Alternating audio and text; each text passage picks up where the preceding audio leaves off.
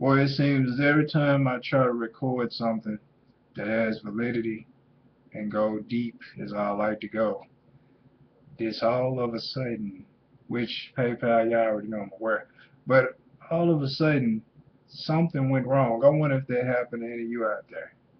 You know, you trying to record something and you said something, so you made a certain statement or a certain comment, all of a sudden, zoop, something went wrong. Try to reconnect.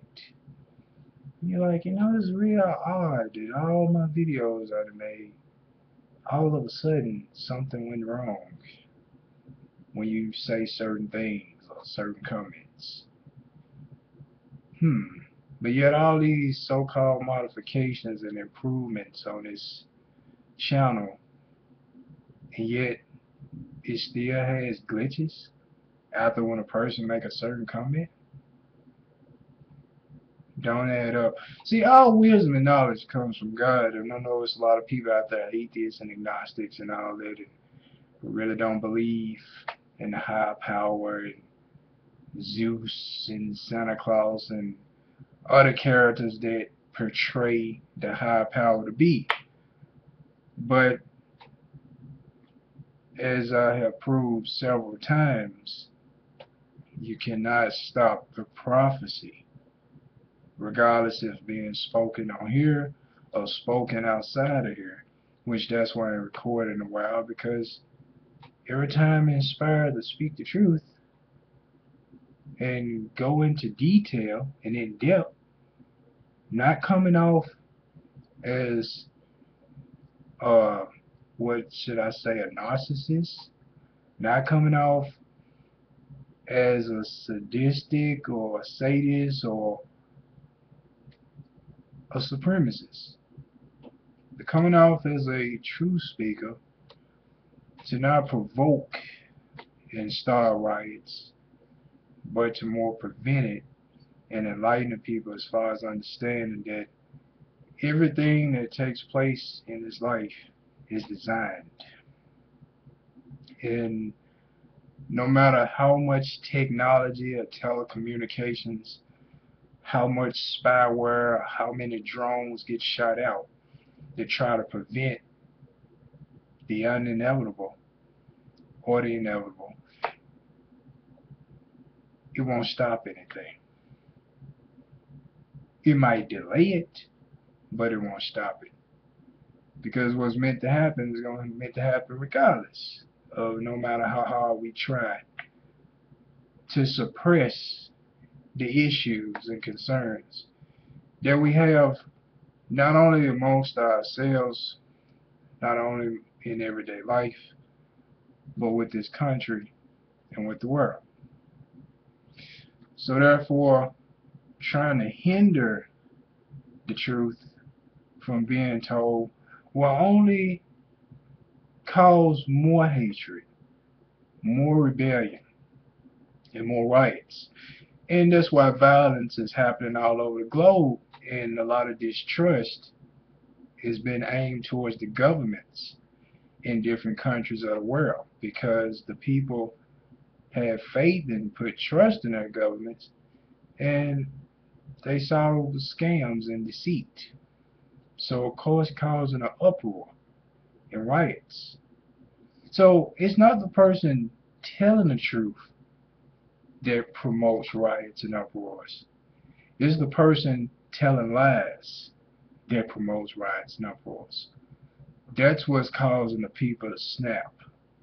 So when I, observe and throughout history, when the people that was looked at as inspirational leaders and they stood up and spoke the truth, the wicked powers that be during those times looked at those people as a threat to their position. So looking at them as a threat to their position, even though they wasn't trying to bring harm on these individuals but bring about good, they thought it was a threat to the order that they was trying to have set and established. So as long as people are hypnotized by the order and don't know what it is actually, but you got a lot of uncertainty. It seems as if those who have wicked agendas find safety in uncertainty. Because uncertainty, you don't know for certain or what the actuality of it really is. So it causes people to wonder. So coming to the conclusion that it seems that the wicked powers that be feel safer with a society or civilization of people that lives in wonderland instead of knowing land. Because if you got a lot of people that know and aware, then that can be a threat to the plan or the order of things that's trying to be set up and established. But as long as you got people wondering, safety. They don't know for certain. So if we project a lot of phenomenon out into the world, if we project a lot of confusion into the atmosphere, then we can get away with all the hate crimes and atrocities that we want because it's uncertainty.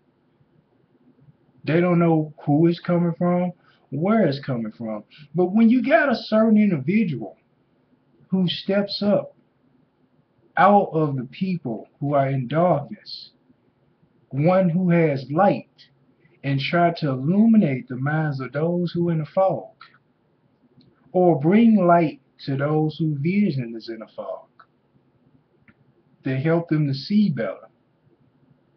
That person is really a commodity instead of a terrorist. But to the wicked powers that be, they consider a terrorist. But that's what a confusion comes in. You see, the wicked powers that be are the people who trying to have this certain order, instead of telling the truth for what they really are, that they're not a terrorist to society, because if there was a terrorist to society, society would turn against that individual, regardless of the media or whomever try to expose them as being a negative individual through tabloids and publicity. But the reality is that they're terrorists to the one who trying to establish the order, not to society.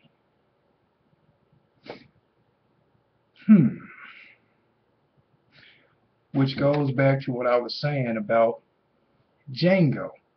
That's what me trying to record about here is with Samuel Jackson's part is he looked at Django as a threat to the order of the way things were, trying to defend his position because this one slave stepping up out of rebellion might be an influence towards the other slaves that I have power over, that I have authority over. Even though his intentions are not directly aimed towards me, but his intentions are aimed directly at the order in order to get his wife.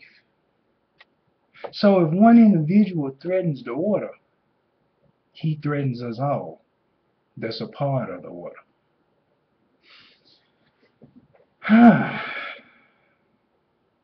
So that's why I come on here and try to be in the most humblest form and fashion. Not to offend, but some people get offended regardless. Some people you are walking on eggshells with. Because no matter what you say or how you say it, it's just the fact of who it's coming from. Because they're not sugarcoating. You got your straightforward people, and then you got your sugarcoat people, your flattery people. Well, I'm not going to tell the truth. I'd rather flatter them because if I tell them the truth, I might not get the reaction or response from them that I'm pleased with. So I flatter them instead. Then you got some who tell it like it is, and they looked at it as hated, and but that's another topic. It's another topic. But going back to Django, yeah, Samuel L. Jackson, the order is being threatened by the rebellion of this slave. He's standing up for himself. So that order is threatened. And my position is threatened because I'm respected by my master, but I'm afraid that my master may turn and look at me thinking that I'm going to follow his example. So let me be extra harsh to my own brother to keep my position, to protect my security and order. Okay? So then another thing I wanted to point out with Django. See, let's go Albert Einstein here. Let's write on the chalkboard so people can see where I'm coming from. So it's like, oh, here you come. As you can see, my hands are clean. I have no pitchfork or torch in my hand. So I'm not an angry person trying to lead an angry mob. People have their own choice, to each his own. So that goes back to another scene with Django. All right. Django was on his way to Mississippi, I believe. No, yeah, they was on their way to Calvin Candy's home. I believe they was on their way to his home, and they was marching on the road. And one of the slaves that was captive looked up at Django and saw him on a horse and dressed up. And the first thing that slave did was start mugging.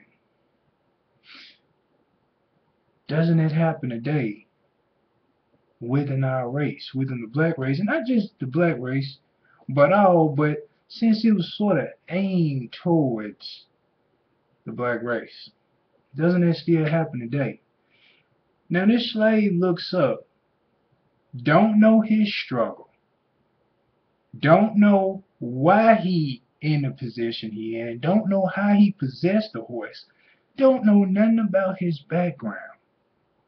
But the first thing he chooses to do is hate. Still goes on to this day. A lot of hatred. But don't know each other's background, don't know each other's struggles. So when it comes to the hatred amongst each other, when it comes to the tongues, well, I already explained that on the front end of this message. That those who have the tongue mentality, which would be considered the corporate mentality, because slavery back then was considered a corporation. And Samuel Jackson's part, Stephen, was part of that corporation. And he had rank in that corporation and didn't want that rank to be threatened by another of the same color. So, with that being said, when I seen that, I've been noticed it, but with his character being played and it being a modern day movie, it's not like Roots. It's not detailed as Roots. And I saw an interview with Quentin Tarantino, and he spoke on what he was aiming for, and the characters all spoke how did they feel about playing their parts. And there was two comments I like that was said. One, it was a confirmation with Quentin Tarantino when he said that I was trying to take the harshness of the historical truths and kind of soften it a bit. Paraphrasing, but he was saying that he didn't want to make the entire movie about those historical truths. Even though it was based around that time, it was more of spaghetti western, as he called it, for entertainment. But he wanted to point out the realities during that time frame of what happened.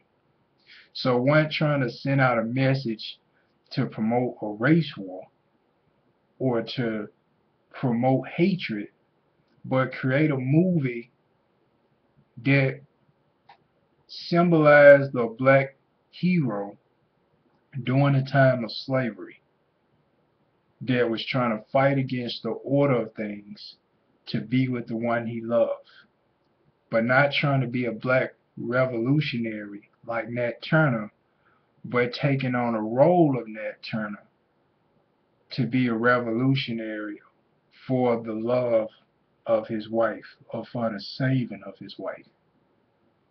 And afterwards, as you can see towards the end, he didn't speak or say anything. Okay, let's go on a vendetta and let's go after all whites. So it wasn't him leading a personal army at the end of the movie, but it was him getting revenge on those who did wrong to his wife and himself. And then happily ever after, pretty much. Okay, let's go off somewhere, pretty much hide out, and continue to live our lives where we left off. So, but it was an interesting movie. You know, the reason I went to go see it because somebody was talking to me like it was like another Roots movie. So I'm like, okay, man, maybe this is educational, maybe it's sending a message. And it really wasn't that type of movie to send a message. I didn't get a message out of it. I just got entertainment. You know, you got some movies when they go off, it has you thinking and pondering. What did I just watch? What did I just get out of that? But this was a movie like, wow, this was a cool, interesting movie, an entertaining movie as far as the journey Django went through in order to save his wife. Now, the other comment on the interview with Samuel L. Jackson, when he was asked about his part, he said really he wanted to play the part of Django. And he said, what am I, 15 years too late to play that part? But he said by still going forth in playing his part, you know, he still accepted it regardless he didn't have the part he wanted. He said he wanted to really just put his foot into that character to show to blacks how shameful and degrading it is to be this way towards their own people. So he said he wanted to really send that message in that character, that I'm going to try to play Tom to the max. So other blacks out there that's viewing the movie can see, man, this character here, he said he was pretty much aiming it, you know, for blacks to hate his character. And not hate him as an individual, hate him as an actor, but hate his character. Because he wanted them to hate that part of themselves, those who are that way. So those who playing that part in everyday life, he wanted to hate that part of themselves for stooping that low to help assist in the downfall of his people, of his fellow brothers and sisters. So that's why it goes back to that corporation, that incorporation as far as with the mentality in the corporation itself, as far as the system or order that's set up in place. So I thought it was interesting. It does send a major message as far as to blacks in their character.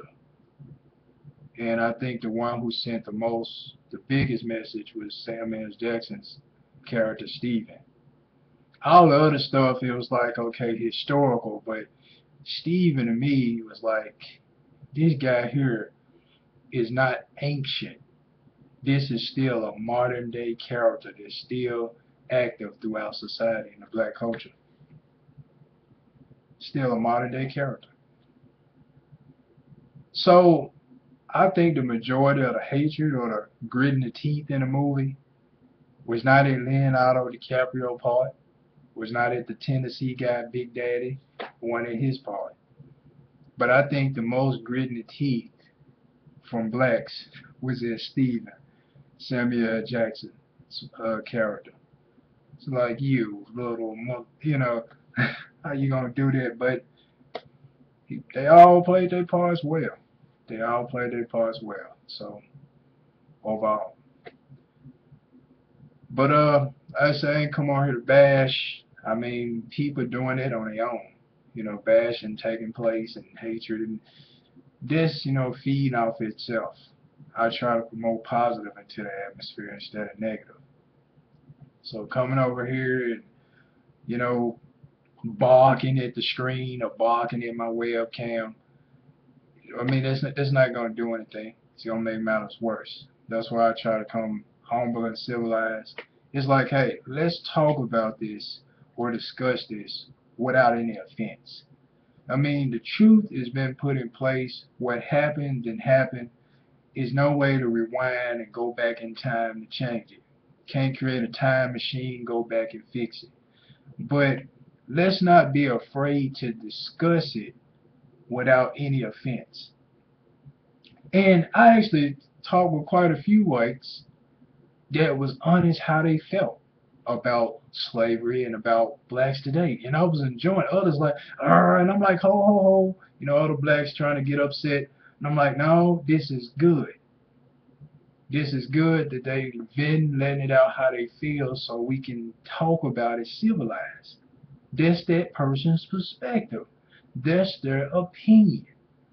This is not really what it is. The only way to get upset is if it's really what it is. That's what's put in place, or that's what's in effect, what they stating.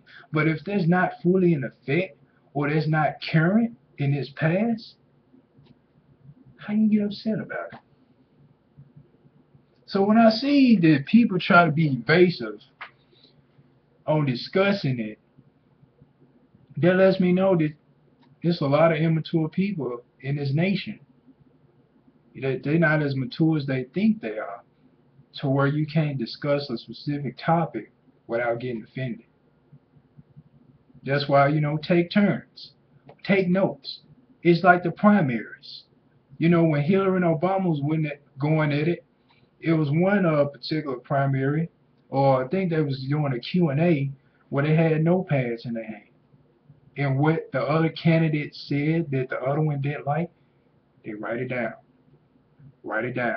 And then when it was their turn, it was like, okay, I want to start right here. I don't agree with this. Okay, I agree with that, but slightly disagree with this. Discussion. And I took place in many of them. So it is possible to sit down and have that discussion of the history of America. It's possible. It's just where a person is in their level of maturity. Like if I sit down with a white person, they'd be like, all black people like watermelon and chicken.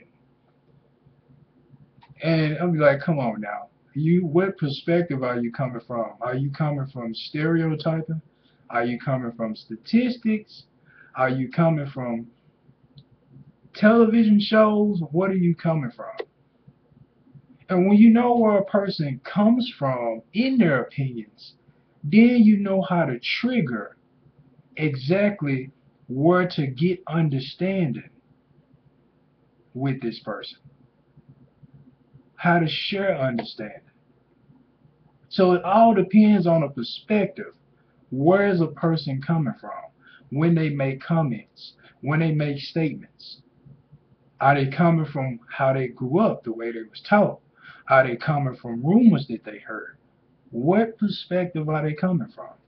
Once you know the perspective where a person is coming from, then that'll help you better understand if they coming from being a racist, if they coming from, or are they coming from being a racist? Are they coming from choosing not to like blacks or not to like whites? Are they coming from it because that's what they heard, or that's what they was taught, or was that hearsay? So once you know the root of a person's perspective, that will help you better understand that individual, if that's what's in their heart, or if that's what they've been taught or what they heard. But we so quick to stereotype, we so quick to try to judge or profile a person without giving that person an opportunity to express themselves as far as who they are as an individual, or try to go to the origin of their way of thinking. Because all our way of thinking has an origin to it. It started from somewhere. The reason we have the perspectives we have today and the way of thinking we have today, it came from somewhere. It's not that we all of a sudden sat in the room and decided, you know what, from now on, I'm going to think like this. This is the way I'm going to think from now on. No, it's something that triggered that way of thinking. Whether it be in a past experience, whether it be in an environment you grew up, whether it be in a mentor that led you on the wrong path or the right path, it's something that triggered that way of thinking. So what I'm displaying right now is spiritual maturity, because it starts on the inside in here for us to mature. Not, wrinkles under eyes and all this other stuff, not age itself, but up here is where maturity starts. The scripture says in Proverbs, and I can't remember exactly, it says, in all your getting, get understanding. I think that's a powerful proverb. In all your getting, get understanding. It's also in the scripture where it says, let us reason together. Come, let us reason together. So their way of reasoning is to get to the origin of what causes you to think the way you think. What are you basing your way of thinking off of? What are you basing your perspective off of? Where does this hatred come from? Why do you hate a person you know nothing about? Or what makes you feel this way? Let's get to the root. And once we see what you are planted in or what you are grounded in, then we can come to a resolution on how to solve the problems that you are having with an individual, with a specific people, with a society or a group, or with an order or establishment that's put in place. So with all due respect, PayPal, CIA, FBI, because I know America is under high surveillance. I know videos on here get posted or monitored, and with good reason, because you have people snapping all over the place. You got the economy falling apart. You got people potential psychopaths and might come on here and be an activist and trying to start some sort of movement. So, with all due respect, go for it. I mean, I actually enjoy being monitored because I'm like, hey, maybe they can learn some things too. So, hey, the CIA, FBI, PayPal, everybody all sitting, listening, and watching, I hope you enjoying the show. Because it's really not a show. I look at this more as a blog. But hope you enjoy it. And some of you already are relative to the information that I share. So I know, like, oh yeah, this guy, he on point. But no harm. No harm. Just ordinary citizen by flesh, but a messenger of God by spirit, just going through the everyday by and by, trying to make it like the next person, but intentions on trying to go out and slide an angry mob and all that. Man, this country got enough anger as it is. There's enough anger going through this country as it is, so there's no need for me to promote that. Even if I was to, that's not in my character to promote anger. It's to promote peace. But unfortunately, some people look at peace as a sign of weakness in some senses, because you got a lot of fear mongers.